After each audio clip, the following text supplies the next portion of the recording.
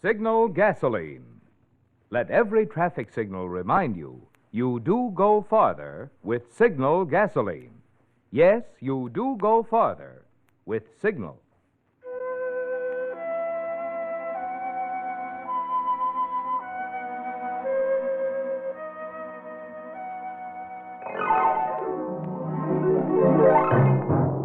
The Signal Oil Company and your neighborhood Signal dealer bring you another curious story by The Whistler. Tonight, To Rent Danger.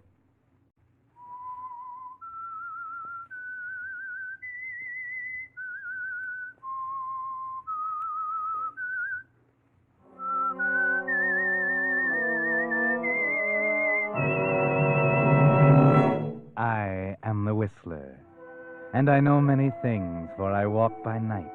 I know many strange tales hidden in the hearts of men and women who have stepped into the shadows. Yes, I know the nameless terrors of which they dare not speak.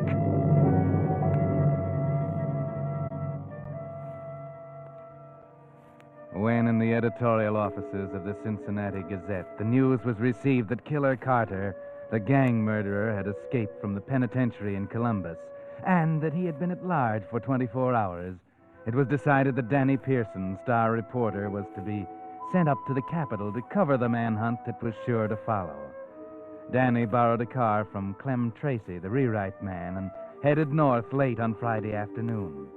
Car trouble held him up, and at 1 o'clock he was still far from his destination. He was getting too sleepy to drive, so when he saw the tourist sign in front of the lonely farmhouse, he made his decision.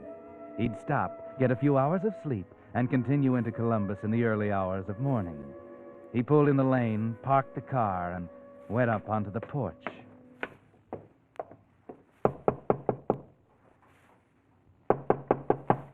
It took a few moments to rouse anyone, but finally the door opened, and there stood a woman. What do you want? Good evening. I was driving along the road looking for a place to stay for the night, and I saw your tourist sign out front, so I thought I'd stop and see if you had any room. Why don't you drive on to the city?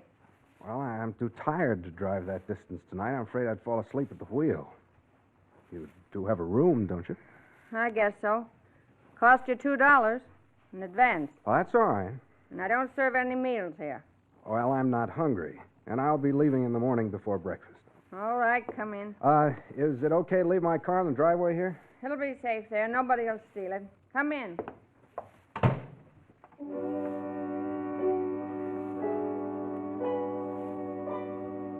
She certainly isn't very friendly, Danny, is she? But a room is a room, and it'll be nice and quiet here for the night. The house is large and dingy and eerily quiet. Almost too quiet. Here it is. You'll find everything neat and clean. There's a bathroom to the right of the bed and plenty of towels and soap. Oh, thank you.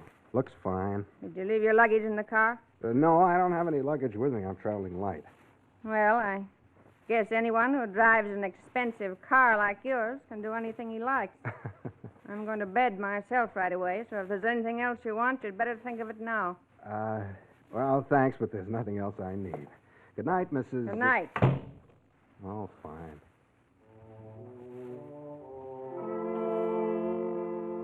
Your hostess is hospitable, isn't she? But don't worry about it. People are sometimes like that on the farm, not used to talking much. They prefer action because actions speak louder and longer than words.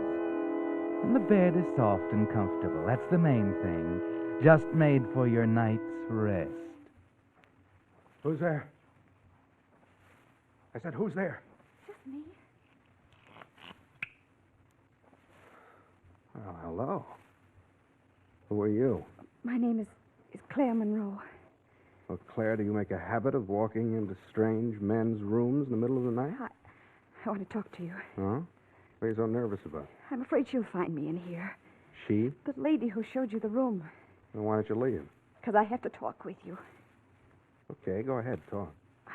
I don't know where to start. Just tell me that you're lonesome. You don't have any excitement on the farm. You're looking for something to do. It's an old routine. Oh, it's nothing like that. I know you're going to think I'm crazy, but I've got to ask you. Will you take me away with you when you go? Me? Why should I? Because I have to get away from here. I never want to see this house again as long as I live. Why don't you just run away? You don't need me. Because I don't have a car and I don't have any money. My mother would have me picked up by the police. She'd tell them I wasn't of age. Well, are you? I'm 23 years old, but I can't prove it. Why not? Because I'm an adopted child and I don't know where I was born. And my mother... Call that lady my mother. She'd lie about my age just to keep me from going away. Well, how do I know you're of age? Look at me. Do I look 17? No, I'll have to admit you don't. I know I'm 23 years old, but she won't let me go. Well, why do you want to run away? Because that lady, my foster mother, last night, she murdered my foster father.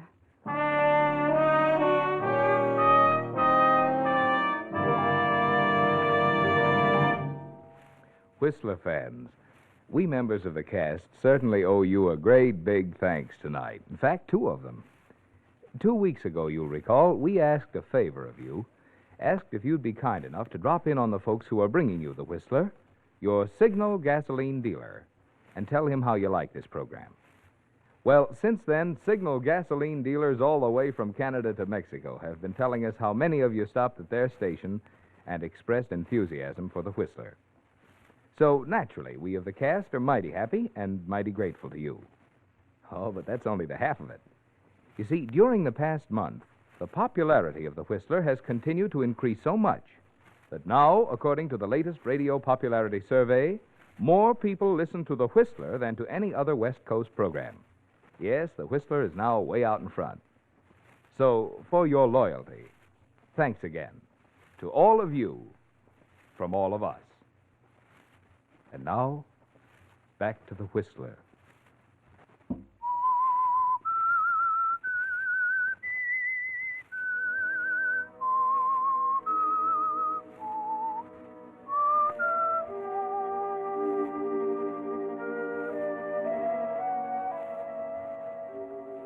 Danny Pearson had driven up from Cincinnati looking for a murderer, but he hadn't expected to find one so soon, nor to find another one than the one he was looking for.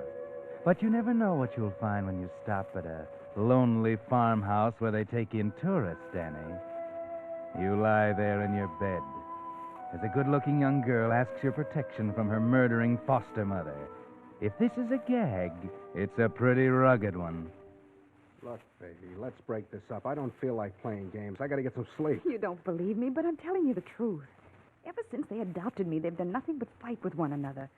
You've seen my mother. You can tell how cold and strong she is. Well, my father was just as weak as she is strong. She bullied him for years, mostly because he didn't make a lot of money. All she cares about is money.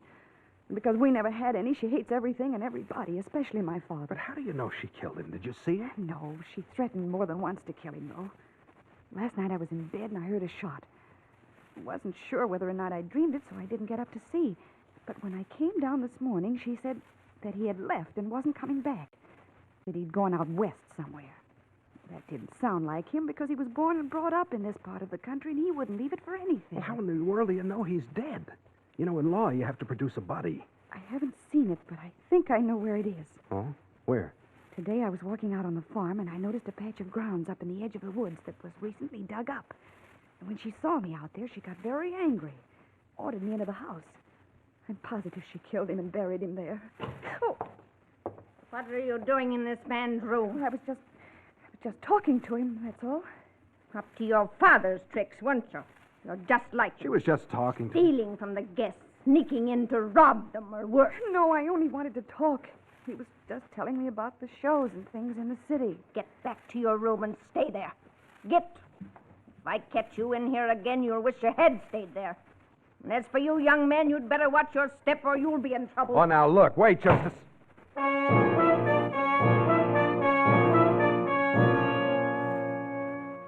Well, Danny, cozy little situation you stepped into, isn't it? A girl, pretty but strange, who accuses her foster mother of being a murderess. Mrs. Monroe, in turn, accuses the daughter of being like her father, who evidently made a habit of robbing his tourist guests in their sleep. And how about that, Danny? She did sneak into your room. Did she come to talk, as she said? or to rob you. And what's it all about, anyway? Who can you believe? But there is one thing you know. You're going to get up, get dressed, and get out of this place as fast as you can. That drive into town doesn't look half as far now. But just as you're about to leave, you see something slip under your door. A piece of paper, a note. Go on, Danny. Pick it up and read it. Please, you've got to believe me. I need your help. My room's across the hall. Claire. Oh, no. That's right. Crumple it up and throw it away, Danny. But wait a minute. Suppose she is telling the truth. Suppose she is in danger. You couldn't go off and leave her like this. Especially not as pretty a girl as Claire.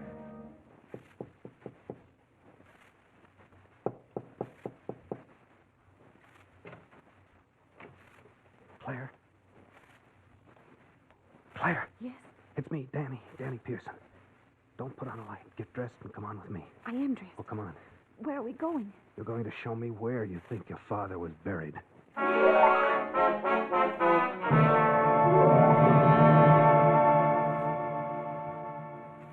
So the two of you move cautiously out of the house into the darkness of the outside night. You pick up a shovel at the barn and start up the path through a field of sharp, tough hay.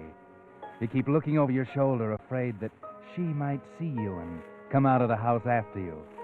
Why should you be afraid of her? Well, if she killed a man once, she could do it again. Finally, you reach the woods, and Claire points out the patch of ground she thinks her mother made into a graveyard. This is it, right here. I wish we could see a little better. We'll see too well, I'm afraid. This ground isn't very hard. The shovel sinks right into it. Told you it would. If the boss could see me now. Why I'm doing it, I'll never know. Maybe it's because you like me. Well, what makes you think that? Because you'd have run away or gone back to sleep after she took me away. Back to sleep. Hey, tell me. Is what she said about your foster father true? You mean about him stealing from the guests? Yes. She hounded him about money so that he finally took to that to satisfy her. When tourists came, he'd wait till they were asleep and then slip in and rob them. Yeah, but didn't anybody ever catch him? Not that we ever knew of. He only took part of their money, not all of it. So they didn't miss it until they'd left. And then they had no proof. Sweet little racket. Maybe somebody caught on, and that's why he went out west. I don't think so, because we didn't have any tourists here last night. At least not that I know of. It's possible, though, isn't it? Could have taken somebody in after you were asleep. Yes, it's possible. Then he might have tried to rob them. And they caught him, and he had to leave hurriedly. That could account for his disappearance. Yes, but... Hey, I just hit something. Oh, Danny. I got hold of it.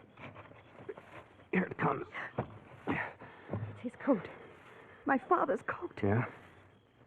Just when I had it figured out another way. Danny, don't dig anymore. I'm getting scared. I couldn't stand to look at it. Don't dig anymore. Just fill it in. We found out what we wanted to find out. Please fill it in. Take it easy, baby. I don't like this any more than you do. I'm just doing it because you wanted me to. I couldn't bear to look at it. Don't dig anymore. Okay, I'll fill it in. I guess we've seen enough to know you were right.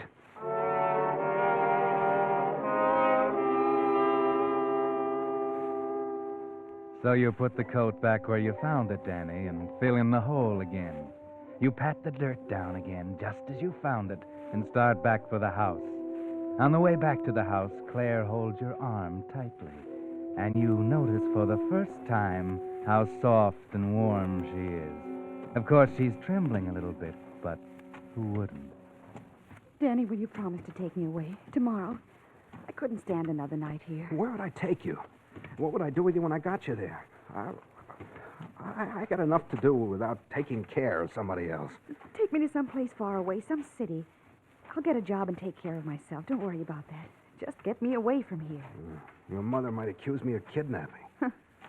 Once she knew I wasn't ever coming back, I don't think she'd even care. Please, Danny, don't make me stay here. I'm afraid. She might even do something to me if she finds out I know what happened. You've got to help me. All right, all right. I'm a sucker, but I'll do it. But remember this, once I get you out of here, you're strictly on your own. I got enough things to worry about without trying to take care of you. Oh, thank you, Danny. Thank you. We'll leave the first thing in the morning. No, we'll leave tonight, right now. That's awfully sudden. Well, you wanted to get out of here, didn't you? I'm leaving right now. You can do what you want. Come or stay. I'll go with you. We're almost at the house. Don't even bother to go inside and get anything. She might hear you. Here's my car. We'll just jump in and beat it. You game? Yes. All right, now be quiet. We'll get in the car and let it roll backwards into the road. Just a minute. Surprise? You didn't think I'd let you get away, did you? Hey, put that shotgun down. It might go off. It might if you start anything. Now listen here, Mrs. Monroe. You thought I was asleep, didn't you? I had better sense. I watched you leave the house together, and I had a pretty good idea you weren't coming back. So what? What do you think you're doing with that gun? Maybe I'm protecting my daughter from a fast-talking stranger. I can take care of myself. That remains to be seen. And as for you, young man, I want you to get back in your car, drive off, and never come around here again. That's a very good idea. I'll buy that. Should have left here a long time ago. I'm going with him. You stay where you are. I'm old enough to do what I want to do. I'm going to leave, and you can't stop me. You don't think so? You wouldn't dare pull that trigger. Put your foot on that running board and try me. Hey, now look, girls. You there's keep out of this. Maybe I'm doing this as much to protect you from her. I don't need any Wait. protection. Wait. Somebody's coming. It's a car. Yeah. Hey, looks like they're turning into your lane. Both of you get in the car, quick. Keep your lights out. Drive it in the barn. Show him where it is, Claire, and shut the door after you.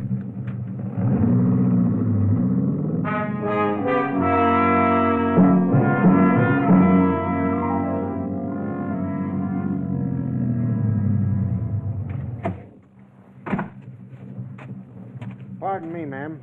Yes? I'm a police officer. What can I do for you? We're chasing a man. We think he came up this way. You seen any strangers around lately? What did he do? He escaped from the state penitentiary. Is he dangerous? He's a cold-blooded murderer. He escaped yesterday, and we've tracked him down to this vicinity. He's been driving stolen cars. Last we heard, he was driving a big, rich-looking convertible he picked up in Columbus. Have you seen him? No. Nobody stopped here. Didn't even see anybody passing the road. No. Well, he's in this neighborhood somewhere. But, say, didn't you know about this before? I mean, I thought you did when I saw you with your shotgun here. Oh, no, I just saw you coming up the lane, and I like to be prepared for strangers this time of night. Yeah, sure. It is pretty late. You ought to be in bed.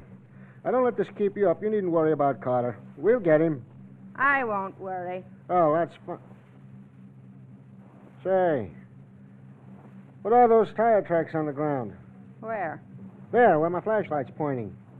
They go toward the barn. Those are tractor tire marks. Oh.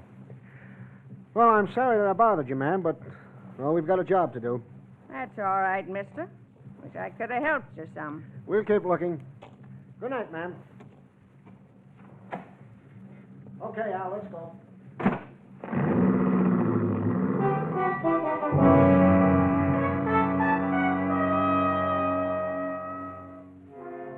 Too bad you couldn't hear what was being said, Danny, waiting in the barn.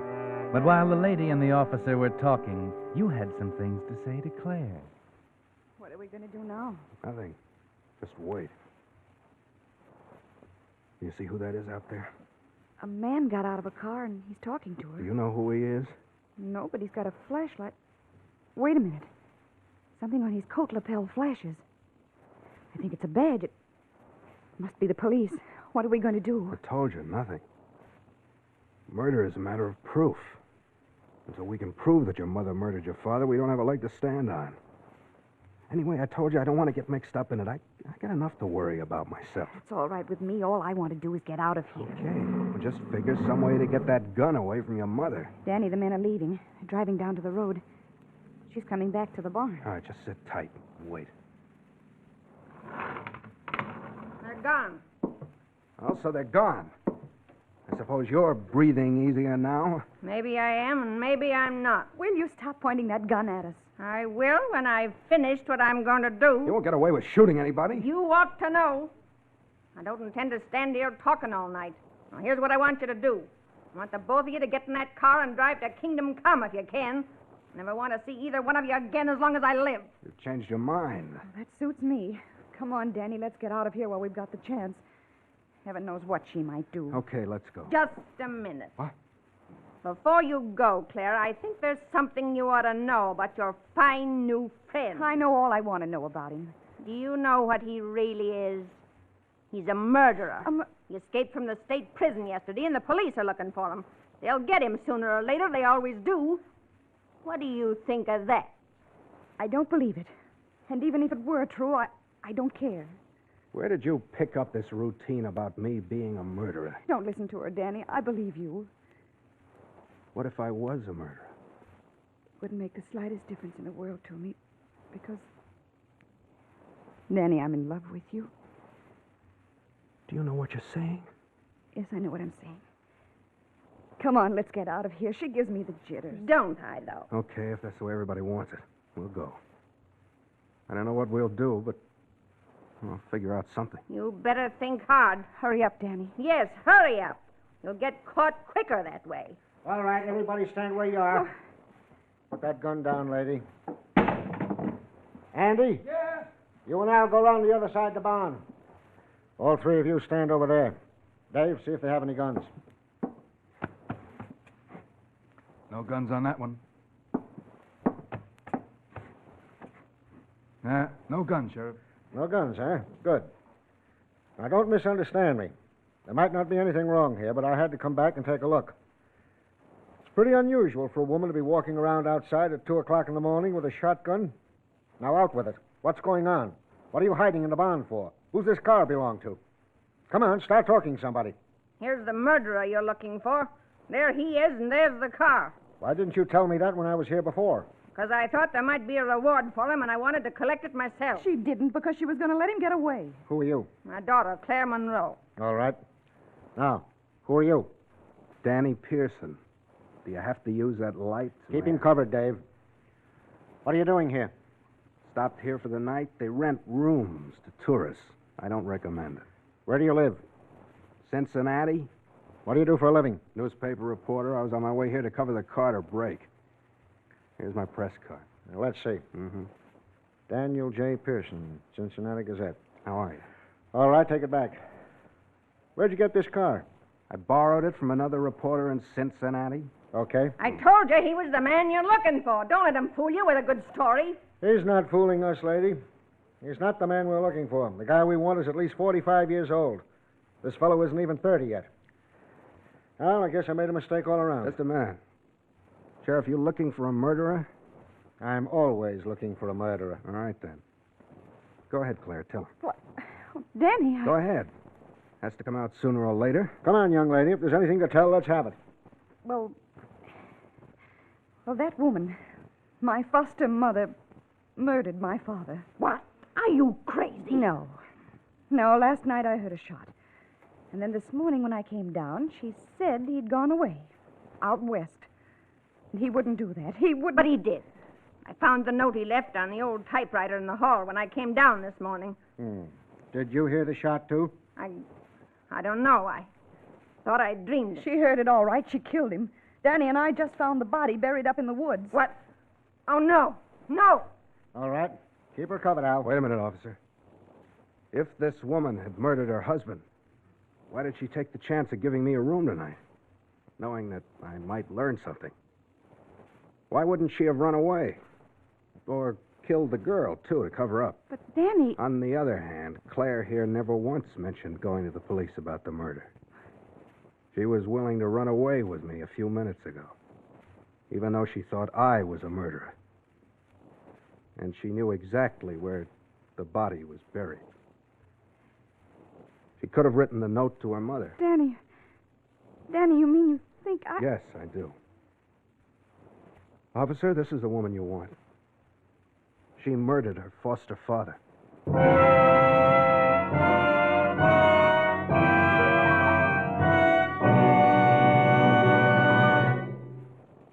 The Whistler will return in just a moment with the strange ending of tonight's tale.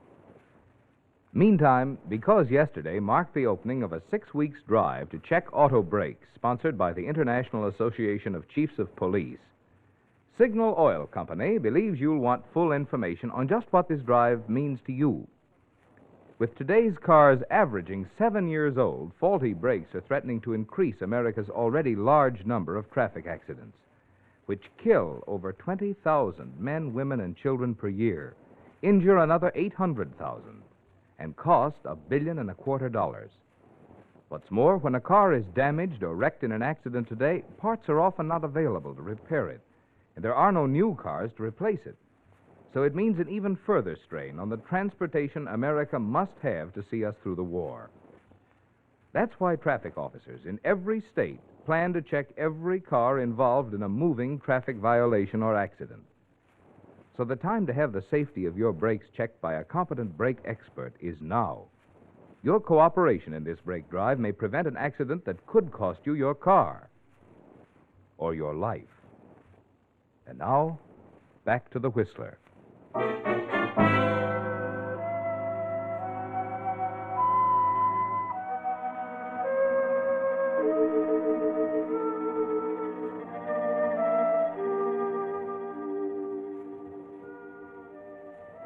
Well, Danny turned out to be quite a detective, didn't he? He saw through Claire all the time and figured the whole thing out. But wait, did he? Well, not exactly. Because you see, when they dug up the grave at the edge of the woods, they found Mr. Monroe's clothes, but the body was someone else's.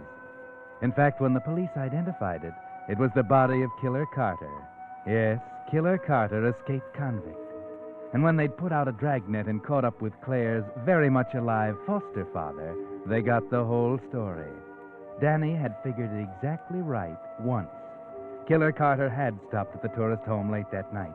Neither Claire nor her foster mother knew about it. When the old man started to pull his usual robbery, Carter caught him. In the struggle, Carter was shot and killed in self-defense. But not knowing who his victim was, Mr. Monroe got scared, buried him after changing clothes with him, wrote the note to his wife, and took off in Carter's stolen car. Knowing nothing of Carter's presence in the house, Claire had suspected her mother, and Mrs. Monroe had suspected Claire of murdering a man who wasn't dead and was a fugitive from a crime that wasn't a crime in the police books, the killing of an escaped convict in self-defense.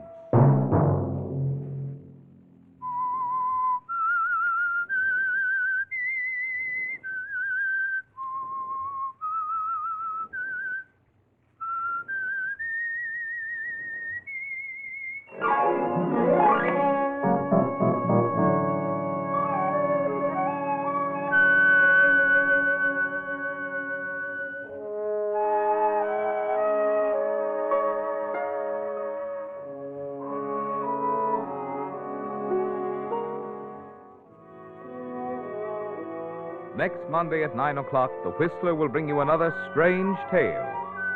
The Whistler is broadcast for your entertainment by the marketers of Signal, gasoline, and motor oil, and fine quality automotive accessories, and by your neighborhood Signal dealer. This program, directed by George W. Allen, with story by John Hayes, music by Wilbur Hatch, is transmitted to our troops overseas by the Armed Forces Radio Service. This is Marvin Miller speaking, and suggesting you let every traffic signal remind you do go farther with Signal gasoline. Yes, you do go farther with Signal.